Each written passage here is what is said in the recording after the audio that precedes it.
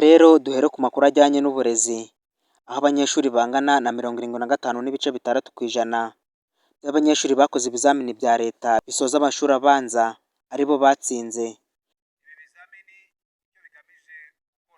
Noneho mu cyiciro cy'amashuri yisumbuye abatsinze bakaba bari ku kigero cya 64.3% cy'abakoze ibizamini bya leta Troncome.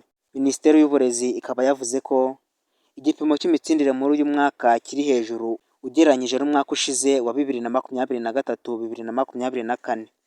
Minisiteri y'Uburezi mu Rwanda ikaba yarashyizeho impuzandengo y'amanota 50% ku banyeshuri b'ibyiciro by'amashuri abanza ndetse n'ayisumbuye Troncome. Abanyeshuri rero basaga 200,000 nibo bakoze ibizamini by'amashuri abanza muri uyu mwaka wa 2024-2025. Abagera kuri 74.6% nibo babashije gutsinda, naho abagera ku 15,695 nabo bakaba barahawe imyanya mu bigo byiga bicumbikira abanyeshuri. Mu mitsindire abakobwa babashije gutsinda ku gipimo cya 53.2%, mu gihe abahungu batsinze kuri 46.8%. Umunyeshuri rero Duhirwe Galvin Darcy w'ishuri rya International Rahasimu akaba ariwe wahize abandi muri uyu mwaka ku rwego rw'igihugu. Narigaga by'abarimu bose banyigisha nkabikurikiza neza. Ababyeyi bangezaga buri kintu cyose cyamfasha kwiga neza ku buryo nazatsinda ku rwego nifuza. Muri segonderi ya gatatu nifuza ko nazaba noneho uwa mbere mu gihugu cyose. Intara y'Iburasirazuba niyo yatsindishije cyane, mu gihe y'Amajyepfo ndetse n'umujyi wa Kigali biza ku mwanya wa nyuma. Harimo abakoze neza, harimo rwose ab'intyoza niko nabivuga. Noneho abanyeshuri bakoze ibizamini ku cyiciro rusange Troncome basaga 148.8%. Muri bo abakobwa batsinze ku kigero cya 50.2%, mu gihe abahungu batsinze ku kigero cya 49.8%. Ineza Flora Elise ni umwe rukumbi mu bakobwa bahize abandi ku rwego rw'igihugu. Ineza Flora Elise avuga ko irari ishema ahesheje bagenzi be. Ndishimye kandi nyine byanyeretse ko abakobwa dushoboye. Ngiye gukomeza nige cyane, nkomeze nshyiremo imbaraga ntarangara kuko ibiturangaza byo ni byinshi. Nkomeze nshyiremo imbaraga ku buryo wenda no mu wa gatandatu nazaba mu myanya y'imbere, yego nkanabona na kaminuza nziza.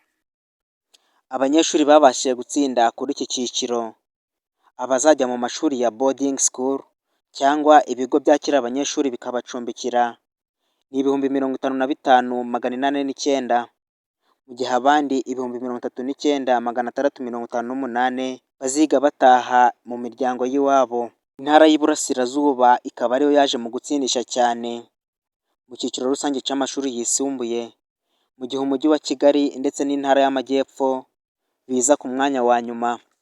Umuyobozi mukuru w'ikigo gishinzwe ibizamini n'ubugenzuzi NESA, Dr Bernard Bahati, yemeje ko uyu mwaka abanyeshuri batsinze neza kurusha umwaka washize wa 2023-2024. Tumaze kubona ibyavuye muri ibi bizamini, ahubwo ko abana bakoze neza.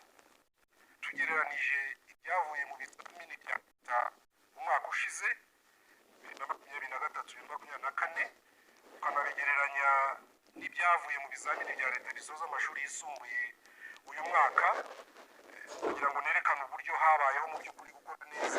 Minisitiri w'Uburezi Nsengimana Joseph avuga ko amavugurura yashyizweho mu burezi agamije gutyaza umwana kugira ngo ejo hazaza he hazabe heza cyane kuri we ndetse n'igihugu muri rusange. Minisiteri y'Uburezi ibigo bishamikiyeho ndetse na leta yose muri rusange, nk'uko nyakubahwa perezida wa repubulika yabivuze ko dusangiye inshingano y'uburezi, ko tuzakora uko dushoboye twese, uko dushoboye kose, kugira ngo tuzamure ireme ry'uburezi, maze abana bacu, abana b'u Rwanda babyungukireho ndetse natwe tubyungukireho, kuko bazatwubakira u Rwanda twifuza, u Rwanda bifuza. Abanyeshuri batsinze icyiciro rusange Troncome bazakomeza mu mashuri atandukanye aho iry'ubumenyi rusange ryahawe abanyeshuri 39,610, iry'imyuga n'ubumenyingiro rihabwa abanyeshuri 48,854, inderabarezi rihabwa abanyeshuri 3,669, iry'ubuganga rihabwa abanyeshuri 545, naho iry'icungamutungo rihabwa abanyeshuri 2,777. Minisiteri y'Uburezi yashimangiye ko kandi abanyeshuri bose bagize amanota ari munsi ya 50% bagomba gusibira, kandi nta bigo byemerewe kubakira ngo bibimure, byaba ibya leta cyangwa ibyigenga.